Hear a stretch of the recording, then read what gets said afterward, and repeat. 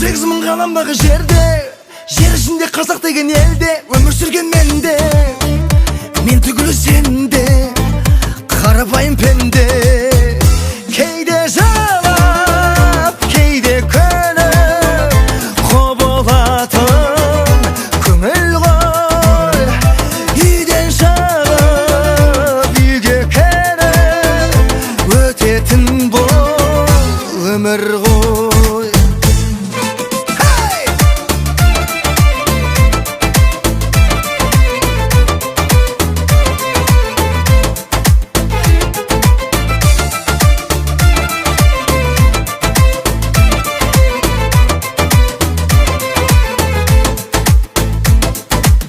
Сені кеп сынаса да сынба, шыдамыңмен жете аласың шыңға. Жүрегімді